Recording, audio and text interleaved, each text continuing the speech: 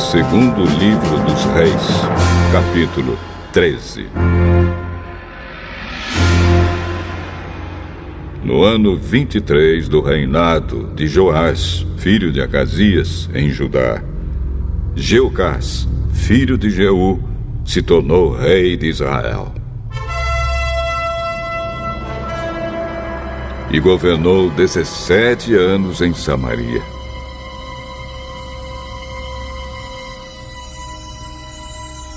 Jeocás fez coisas erradas, que não agradam a Deus, o Senhor, e cometeu aqueles mesmos pecados que Jeroboão, filho de Nebate, havia feito o povo de Israel cometer no passado.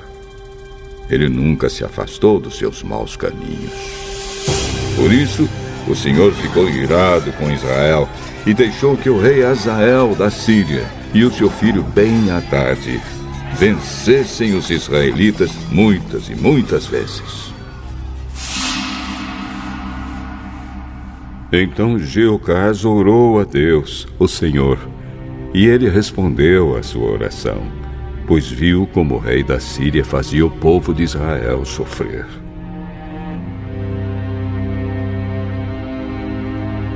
O Senhor mandou um líder que livrou os israelitas dos sírios, e assim eles viveram em paz como antes. Porém, não abandonaram aqueles pecados que Jeroboão havia feito o povo de Israel cometer no passado, mas continuaram cometendo-os. E o poste ídolo ficou em Samaria.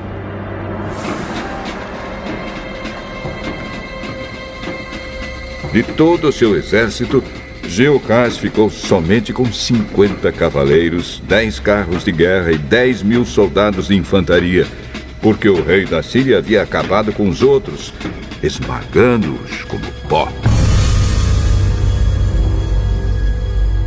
Todas as outras coisas que Jeocás fez, e também os seus atos de coragem, estão escritos na história dos reis de Israel. Ele morreu e foi sepultado em Samaria, e o seu filho Jeoás ficou no lugar dele como rei. No ano 37 do reinado de Joás de Judá, Jeoás, filho de Jeocás, se tornou rei de Israel.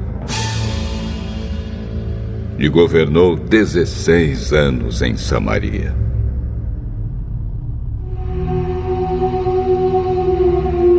Jeoás fez coisas erradas que não agradam a Deus, o Senhor. Ele não abandonou aqueles mesmos pecados que Jeroboão, filho de Nebate, havia feito o povo de Israel cometer no passado, mas continuou cometendo-os. Todas as outras coisas que Jeoás fez, e também a sua coragem na batalha contra o rei Amazias de Judá, estão escritas na história dos reis de Israel. Jeoás morreu e foi sepultado nos túmulos dos reis em Samaria, e o seu filho Jeroboão II ficou no lugar dele como rei.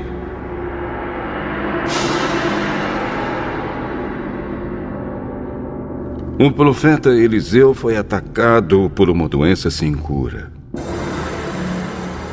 Quando ele estava para morrer, o rei Jeoás foi visitá-lo. Então o abraçou e chorou, dizendo: Meu pai,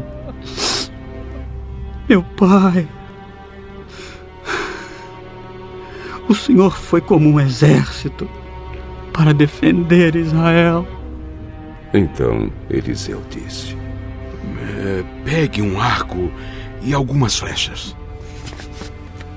Jeoás pegou o arco e as flechas, e Eliseu lhe disse que se preparasse para atirar.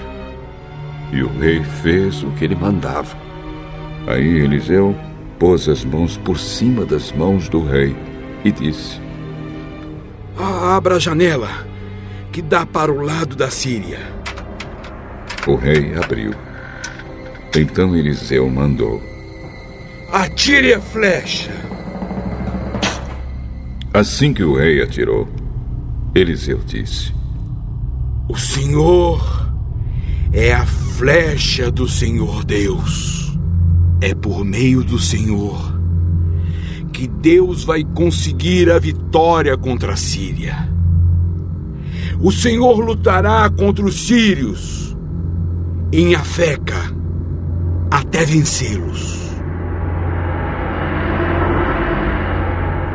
Depois Eliseu disse a Jeoás que pegasse as outras flechas e batesse no chão com elas. O rei bateu 3 vezes no chão e parou.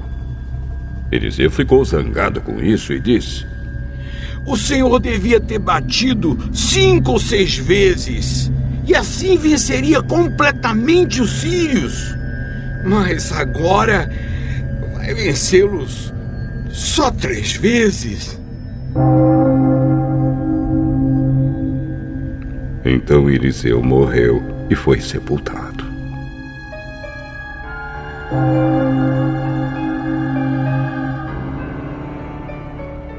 Todos os anos, bandos de moabitas costumavam invadir a terra de Israel.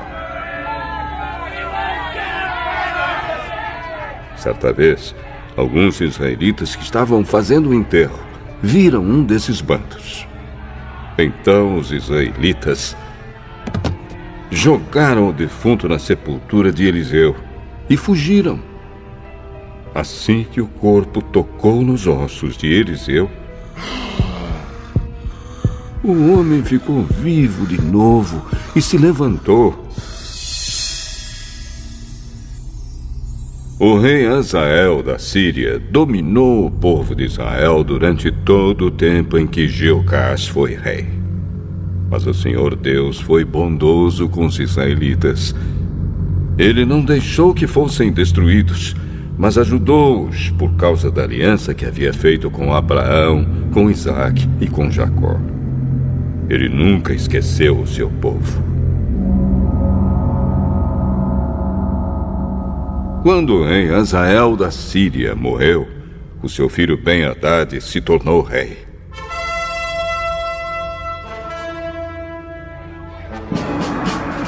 O rei Jeoás de Israel derrotou Ben-Hadad 3 vezes e reconquistou as cidades que haviam sido tomadas por Ben-Hadad durante o reinado de Jeocás, o pai de Jeoás.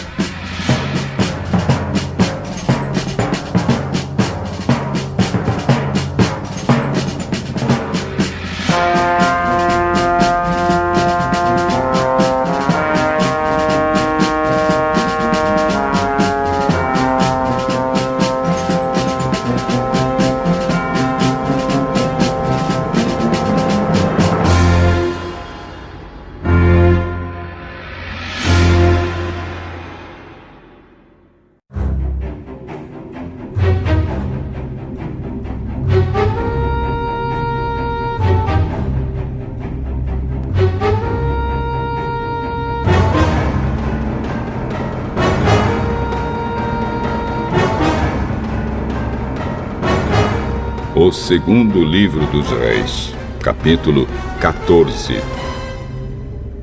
No segundo ano do reinado de Jeoás, filho de Jeocás, em Israel,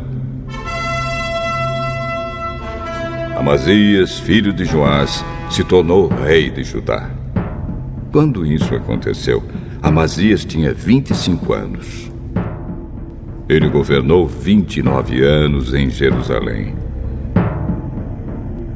A mãe dele se chamava Jeoadã e era da cidade de Jerusalém. Amazias fez o que é agradável a Deus, o Senhor, porém não foi tão correto como seu antepassado, o rei Davi. Pelo contrário, fez aquilo que o seu pai Joás havia feito. Ele não derrubou os lugares pagãos de adoração, e o povo continuou a oferecer sacrifícios e a queimar incenso nesses lugares.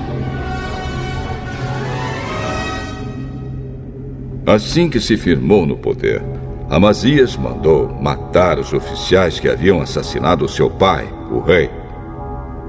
No entanto, não matou os filhos deles, mas seguiu o que o Senhor havia mandado na lei de Moisés. Os pais não serão mortos por causa de crimes cometidos pelos filhos, nem os filhos por causa de crimes cometidos pelos pais. Uma pessoa será morta somente como castigo pelo crime que ela mesma cometeu. No Vale do Sal, Amazias matou 10.000 soldados do país de Edom. Ele conquistou na guerra a cidade de Selá e pôs nela o nome de Jocteel, e assim é conhecida até hoje.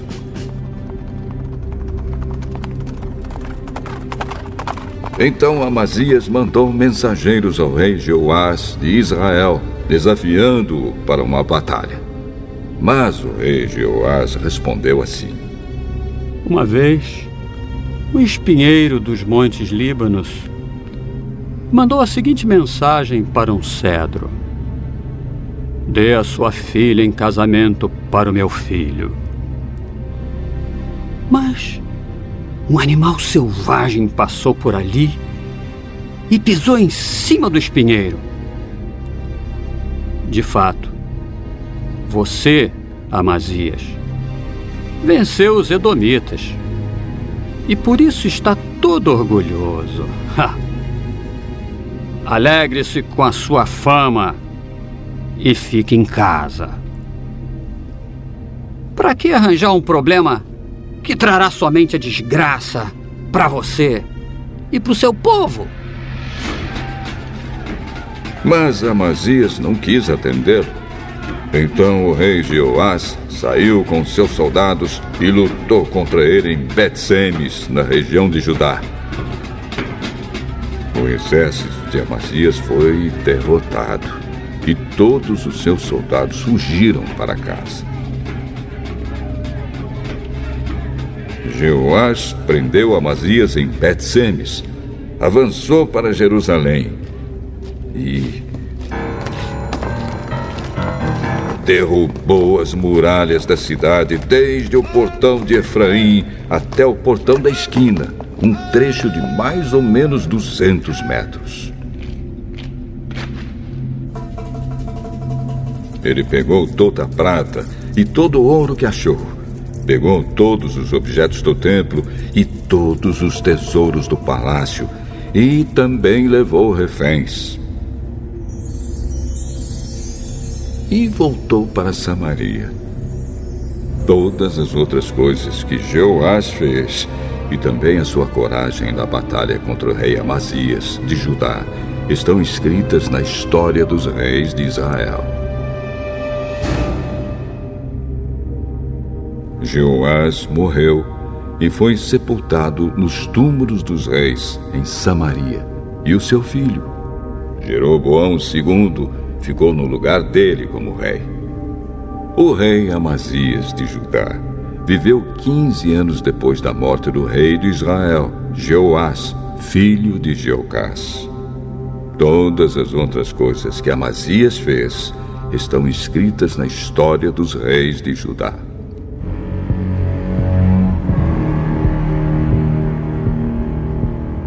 Houve uma conspiração em Jerusalém para matar Amazias, e por isso ele fugiu para a cidade de Laquis.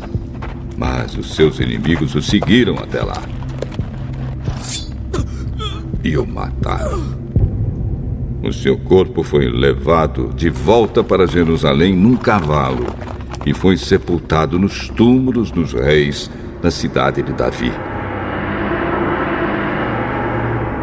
Então, o povo pôs no seu lugar como rei o seu filho Uzias, que tinha 16 anos de idade. Depois da morte do seu pai, Uzias reconquistou e construiu de novo a cidade de Elate. No ano 15 do reinado de Amazias, filho de Joás, em Judá, Jeroboão II, filho de Joás, se tornou rei de Israel e governou 41 anos em Samaria.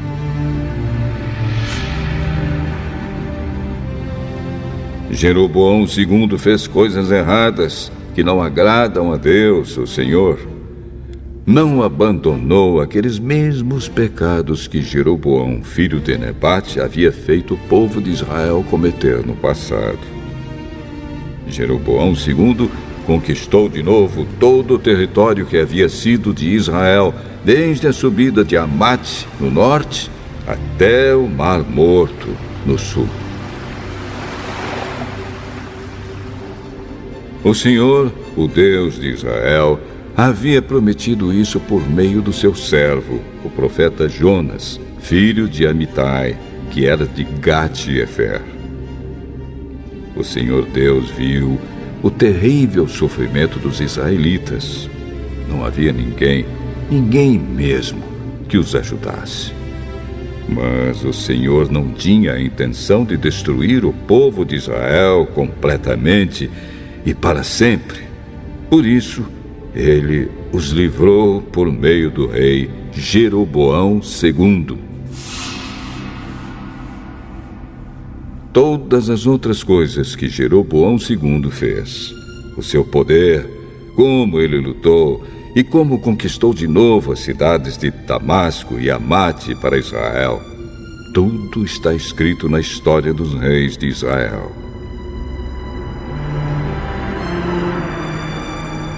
Jeroboão II morreu e foi sepultado nos túmulos dos reis, e o seu filho Zacarias ficou no lugar dele como rei.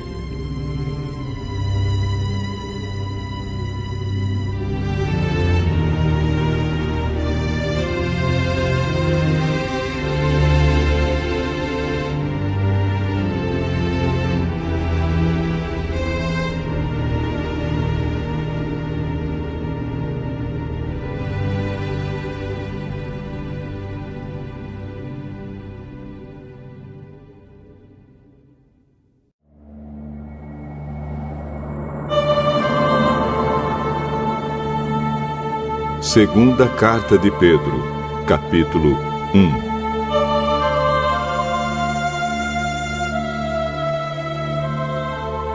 Eu, Simão Pedro, servo e apóstolo de Jesus Cristo, escrevo esta carta a vocês que, por causa da bondade do nosso Deus e Salvador Jesus Cristo, receberam uma fé tão preciosa como a nossa.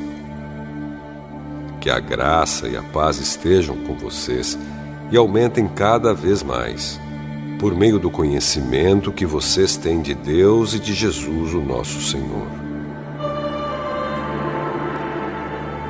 O poder de Deus nos tem dado tudo o que precisamos para viver uma vida que agrada a Ele, por meio do conhecimento que temos daquele que nos chamou para tomar parte na sua própria glória e bondade.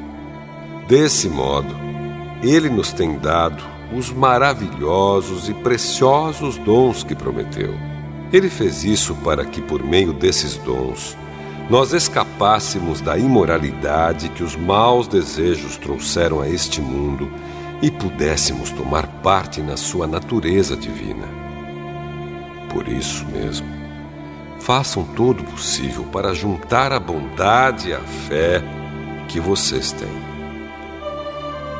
À bondade, juntem o conhecimento, e ao conhecimento, o domínio próprio. Ao domínio próprio, juntem a perseverança, e à perseverança, a devoção a Deus. A essa devoção, juntem a amizade cristã, e à amizade cristã, juntem o amor. Pois são essas as qualidades que vocês precisam ter.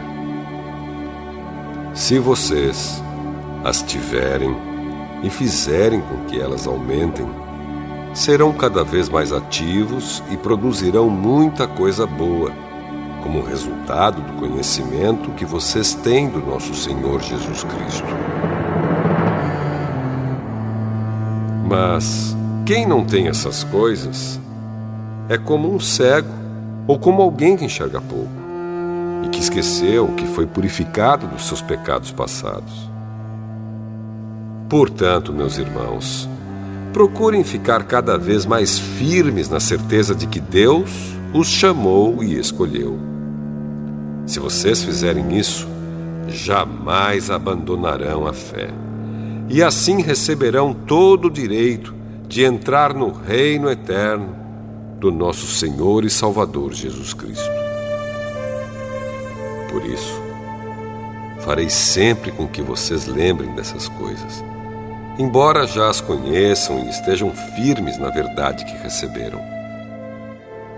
Penso que, enquanto eu viver, é justo que faça com que vocês lembrem dessas coisas, pois sei que logo terei de deixar este corpo mortal, como o nosso Senhor Jesus Cristo me disse claramente.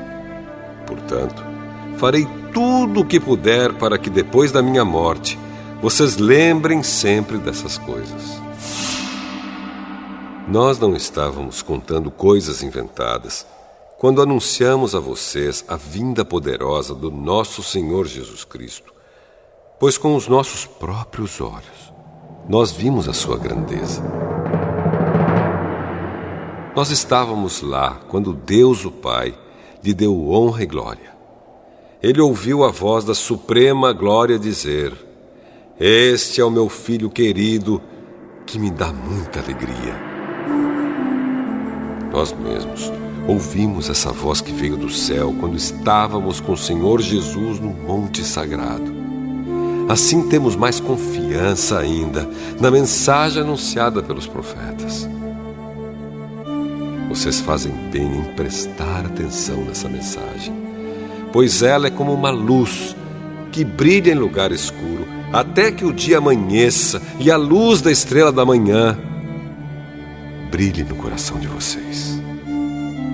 Acima de tudo, porém, lembrem disto: ninguém pode explicar por si mesmo uma profecia das Escrituras Sagradas, pois nenhuma mensagem profética veio da vontade humana, mas as pessoas eram guiadas pelo Espírito Santo quando anunciavam a mensagem que vinha de Deus.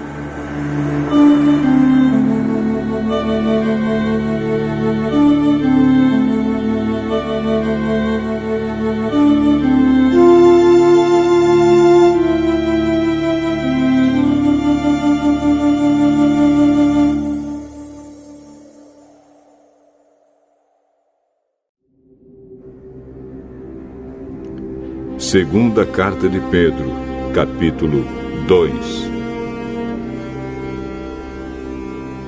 No passado, apareceram falsos profetas no meio do povo, e assim também vão aparecer falsos mestres entre vocês.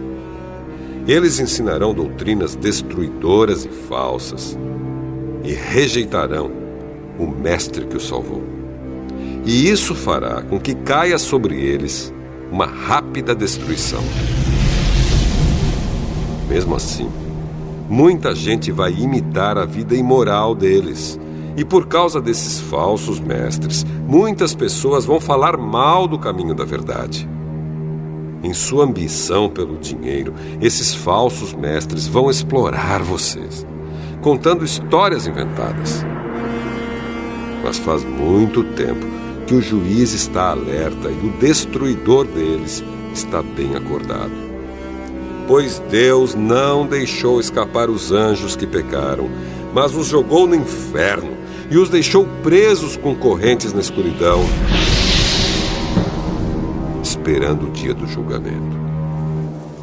Deus não deixou escapar o mundo antigo, mas trouxe o dilúvio sobre o mundo dos que não queriam saber de Deus.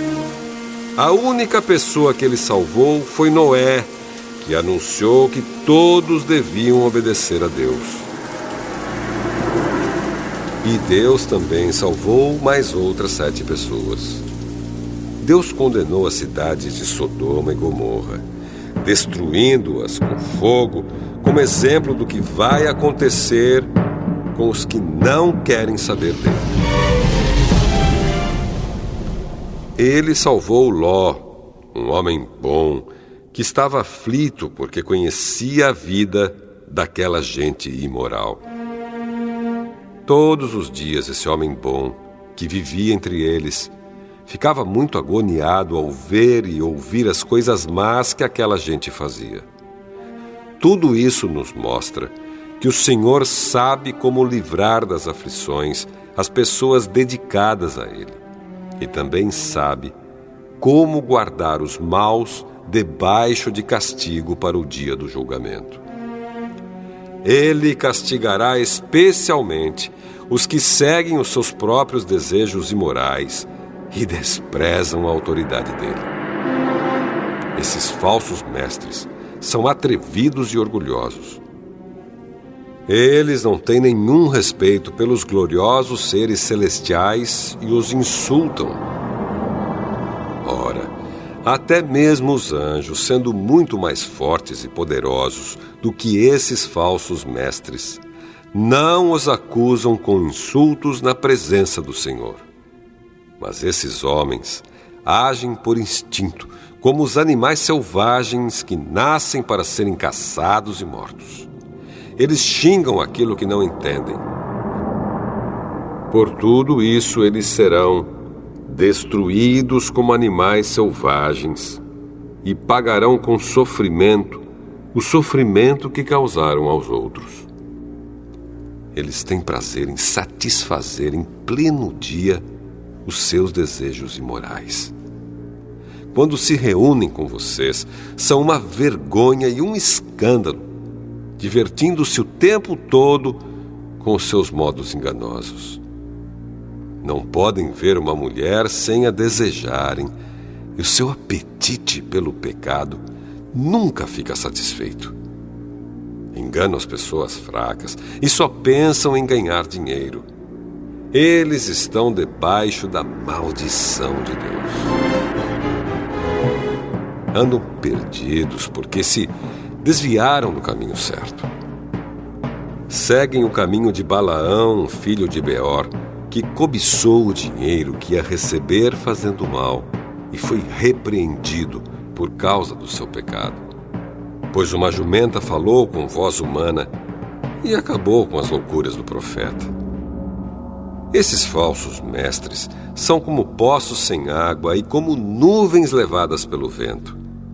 Deus reservou para eles um lugar na mais profunda escuridão. Eles dizem coisas orgulhosas e loucas, e com os seus desejos impuros e imorais, enganam as pessoas que estão quase escapando daqueles que vivem no erro. Prometem liberdade a essas pessoas, mas eles mesmos são escravos de hábitos imorais, pois cada pessoa é escrava daquilo que a domina. Portanto, aqueles que chegaram a conhecer o nosso Senhor e Salvador Jesus Cristo e que escaparam das imoralidades do mundo, mas depois foram agarrados e dominados por elas, ficam no fim em pior situação do que no começo. Pois teria sido muito melhor que eles nunca tivessem conhecido o caminho certo do que depois de o conhecerem, voltarem atrás e se afastarem do mandamento sagrado que receberam. O que aconteceu a essas pessoas prova que são verdadeiros estes ditados. O cachorro volta ao seu próprio vômito e a porca lavada volta a rolar na lama.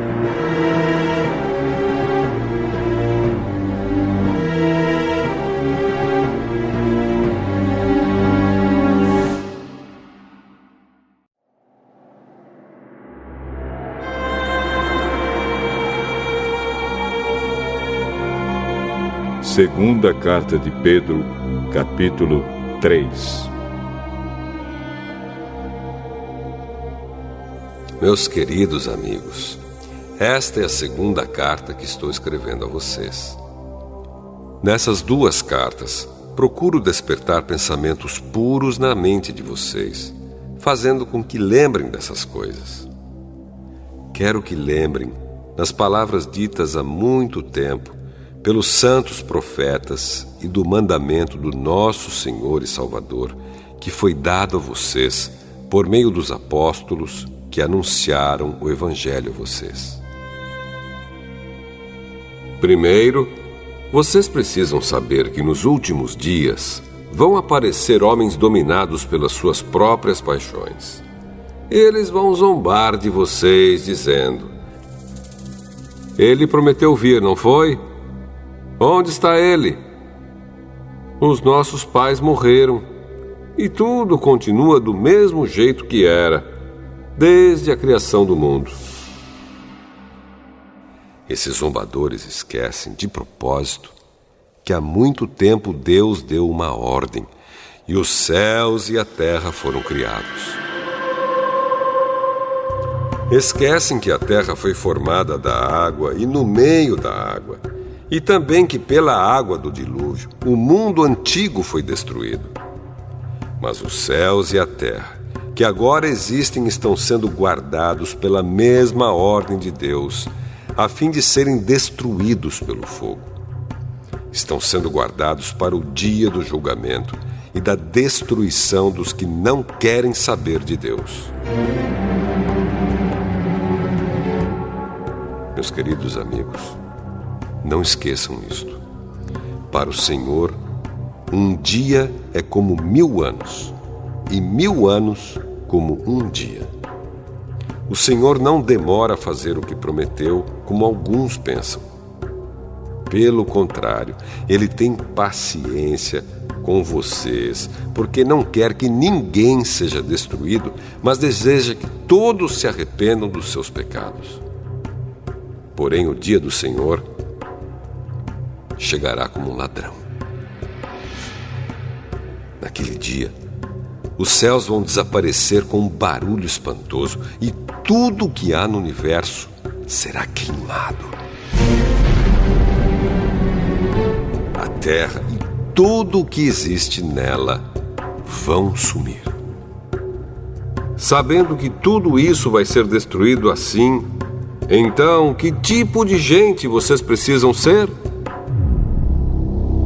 A vida de vocês deve ser agradável a Deus e dedicada a Ele. Esperem a vinda do dia de Deus e façam o possível para que venha logo. Naquele dia, os céus serão destruídos com fogo. E tudo o que há no universo ficará derretido. Porém, Deus prometeu, e nós estamos esperando um novo céu e uma nova terra, onde tudo será feito de acordo com a vontade dele. Por isso, meus amigos, enquanto vocês esperam aquele dia, façam o possível para estar em paz com Deus, sem mancha e sem culpa diante dele. Lembrem que a paciência do nosso Senhor é uma oportunidade para vocês serem salvos. Pois o nosso querido irmão Paulo, com a sabedoria que Deus lhe deu, escreveu a vocês sobre esse assunto. E foi isso mesmo que ele disse em todas as suas cartas quando escreveu a respeito disso. Nas cartas dele, há algumas coisas difíceis de entender, que os ignorantes e os fracos na fé explicam de maneira errada, como fazem também com outras partes das Escrituras Sagradas. E assim, eles causam a sua própria destruição. Mas vocês, meus amigos, já sabem disso. Portanto, tomem cuidado para não serem levados pelos erros de pessoas imorais e para não caírem da sua posição segura. Porém, continuem a crescer na graça e no conhecimento do nosso Senhor e Salvador Jesus Cristo. Glória a Ele, agora e para sempre. Amém.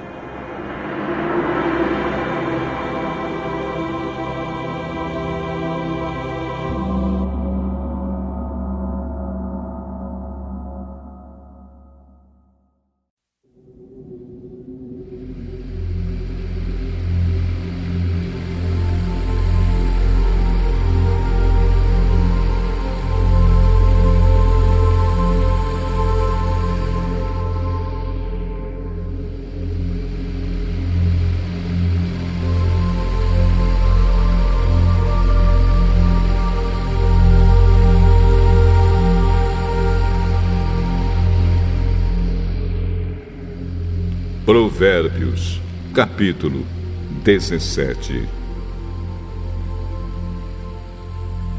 É melhor comer um pedaço de pão seco, tendo paz de espírito, do que ter um banquete numa casa cheia de brigas. O escravo sábio mandará no filho que envergonhou o pai e também receberá uma parte da herança. O ouro e a prata são provados pelo fogo, mas é o Senhor Deus quem mostra o que as pessoas realmente são. Os maus ouvem com atenção as coisas más, e os mentirosos gostam de ouvir mentiras. Quem caçoa do pobre insulta a Deus que o fez. Quem se alegra com a desgraça dos outros será castigado. Assim como os avós se orgulham dos netos, os filhos se orgulham dos pais. É mais fácil um tolo dizer alguma coisa que se aproveite do que um homem de respeito dizer uma mentira. Alguns pensam que, com dinheiro, podem comprar qualquer pessoa. Acham que o suborno é uma coisa mágica. Quem perdoa uma ofensa mostra que tem amor, mas quem fica lembrando o assunto estraga a amizade. Quem tem juízo aprende mais com uma repreensão do que o tolo com 100 chicotadas. As pessoas revoltadas estão sempre criando problemas.